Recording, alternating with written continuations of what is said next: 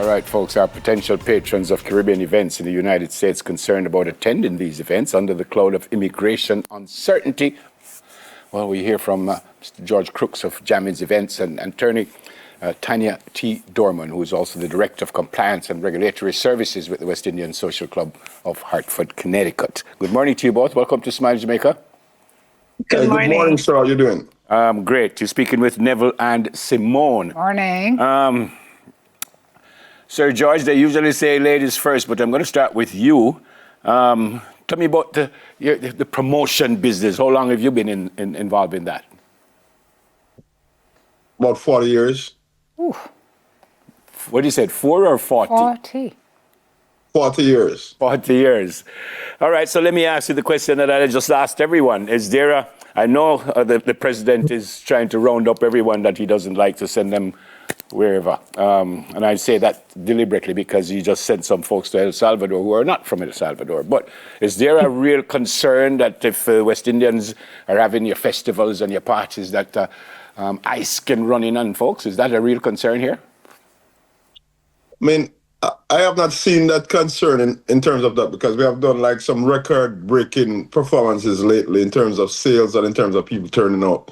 But you can hear it on the street level in terms of where people are concerned about what's going on. They're feeling the economic impact in small business in terms of the amount of activities that are going on the street on a daily basis. George, can you tell us a little bit about that? Because I have family in the U.S. and they said sometimes they can look across the street and see ICE like picking people up. What are you literally seeing on the ground? What are you hearing on the ground? Even outside of the entertainment, before we whittle it down, what's the sentiment? What's happening there? What happens is that people are talking. People are saying that they've heard of somebody getting picked up. Everybody have heard of somebody getting picked up. And, there seems to be in popular stores, like I seems to be reading popular stores where people congregate. So people are afraid to go on the streets. So that's basically where the impact is. People are afraid to circulate as much as they used to. Wow. Tanya, morning again, and thanks for being with us. What are your thoughts on this, Tanya? Is this a real concern here for West Indians? Good morning, and thanks for having me on the program. I personally don't believe it's a real concern. I think it's a part of the media frenzy and also the propaganda that goes on to kind of fearmonger folks. Here in Connecticut and in the New England area, which involves New York, New Jersey, Massachusetts, we haven't really had ICE raids on any of our events. I'm a part of the West Indian Social Club. We have events there every week, every weekend. We have all kinds of parties, stage shows, different kinds of concerts, plays, different things that promoters use our organization or organizations building as a venue. We don't have a problem. I think what people need to understand is that we've always had immigration as an issue in this country.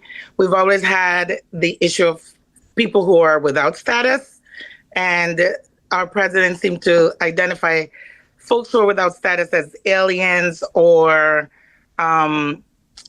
terrorists, invaders, just real negative references. And as a result, people are just afraid because they don't want to be rounded up like animals, locked up and deported. Mm-hmm. But yeah, that's really what it is.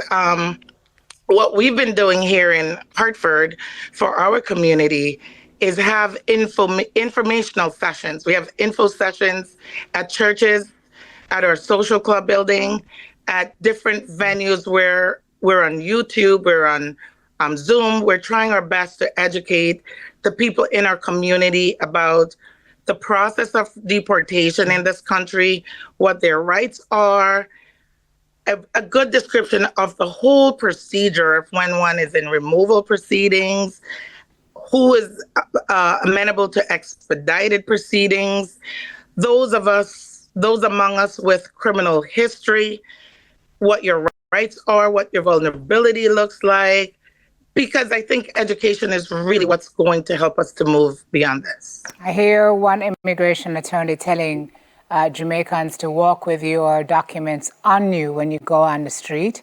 like walk with your green card or your citizenship proof, or is that something that you're encouraging people to do, Tanya, or do you think it's not really that serious? I don't think it's that serious, to be honest, because the government knows who the citizens are. The government knows who the green card holders are. And by large definition, the government, the Department of Homeland Security, they know who the illegals are. The border crossers, a lot of them are wearing bracelets. They're calling in to report. Now they're doing a little bit more beginning this May, where people will need to register. Those are folks who've never had a visa or had their prints taken with the government. They're going to have to register. And there's a portal for that. That's all over uscis.gov. They have the rules and the regs for that. It's a matter of documenting who's here. I know that the ICE agents who work around here in Hartford, they generally have civil warrants to detain and arrest folks they're looking for. I've heard people mention that they're raiding restaurants, and I'm friends with a lot of the restaurant owners in Hartford and in the Connecticut region. None of those restaurants have been raided by ICE agents. Okay. I think people are just spreading a lot of information that is not accurate. Yeah. Sir George, you've already said that you don't think too much will go on, but you're now promoting the King of Dancehall tour with Beenie Man that comes up in May. Yes, sir. What's the response so far, and is it any different from what you did with Beres and Shaggy and Sean Paul and stuff? What's the response with ticket sales and stuff thus far? Well, the May 24th is going wonderfully. Tickets have been selling off the chain, and I'm inviting everybody to come out as usual. The last time we had about 19,000 with Shaggy and Beres to see Sir Beresford perform, and that was a wonderful show. And we expect this one to be no different. As you can see from pictures, it's really a great show. Yeah. And Beenie Man, the King of Dancehall, this is the first time he has been here in 13 years. Oh, wow. Yep, fantastic. Wow. So you don't think what's been happening will have any impact on this event? No, we'll do our job. We'll promote the show and we'll sell the tickets. Yeah. Tanya, And sorry, go ahead, Sir George, sorry. no, this is one of the biggest markets in America in terms of people. And I mean, I think a lot of our people are legal, so I don't think they have to worry about it. Yeah. And that's what I was going to ask Tanya, because Tanya, you said that with your group, when you have your events, everyone will come there. Is it because those people are straight, for want of a better word? Yeah, I mean, we have one of the largest West Indian population in the Northeast region here. A lot of our folks are legal. Honestly, folks who are vulnerable to removal won't necessarily be going out like that. They're a small minority of the folks living here in the U.S., small minority. I think the vast majority of folks living here are legal. Majority are citizens. They vote, they live, they work. They're the ones who will go out to party and socialize. And I think it's a relatively safe environment to attend West Indian functions here in the U.S. It's not the first president to suggest that he wants to deport people. I read that they said Barack Obama deported more people than most presidents. So before all of this hullabaloo with the new president, were you seeing ICE coming at anyone at any time? Well, like I mentioned earlier, ICE will have a warrant to detain, arrest, and deport individuals who are of interest to them.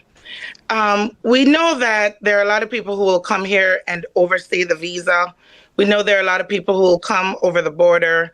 We know a lot of people who will be here legally but get into trouble with the law, and so they're subject to removal from the United States. We know that we have millions and millions of folks in that situation here that could be deported. Most people who come over the border know it's illegal to do so. That's why they hide and do it.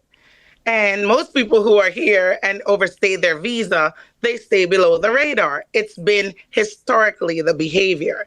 So, except Tanya, you speak about ICE and documentation and knowing who is here legally and so on. But in the last couple of weeks in particular, we've seen contravention of laws, people just being scooped up without cause or reason, pushing back on courts. So it really is, it's not the same kind of situation at all, is it?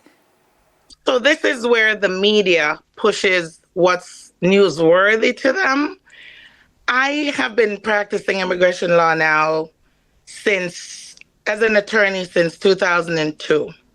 I've been working in the field of immigration law since 1993. So it gives me a good latitude over the years of different presidents, different law changes, different situations and circumstances. I can tell you that the picking up of people, a lot of the people who are being picked up are people who they have warrants to be picked up. The folks they're looking for or people that they have identified, whether through court records, prior immigration records, denied visa petitions, people with fraud in immigration applications like the fraud marriages. These are folks who are documented deportable individuals that they're picking up. The border crossers are like the lowest hanging fruit because they're not eligible for relief from removal. A lot of them try to file for that political asylum. Political asylum is a very narrow relief from removal. It's not available to a lot of people, and it's generally not available to most Jamaicans. All right. So, and other West Indian nationals.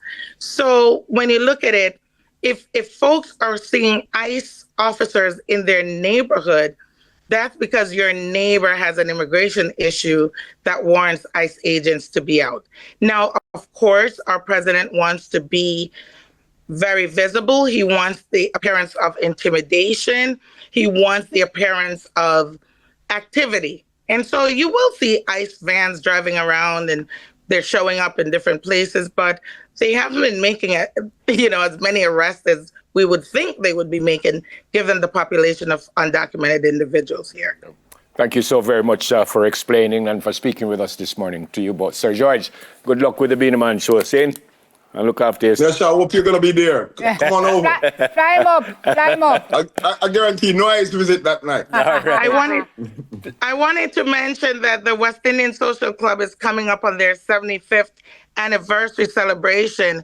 We're 75 years old this April, and we're having our event on May 3rd, beginning at 6 o'clock. You could get information on our website at westindiansocialclubinc.org in Hartford, Connecticut. Thanks for having me. Congratulations. God bless. All right. Director of Compliance and Regulatory Services with West Indian Social Club of Hartford, Connecticut, and attorney Tanya Dorman, and Jamin's events promoter, Mr. George Crooks. We could go watch Beanie now. Why not? It's just a stone's throw. Why not? And we're both legal. Why not? Well, Let's deal with it. I am. A joke. Coming up, an edutaining fun stop with acronyms. First, Right back you know after what that this. means.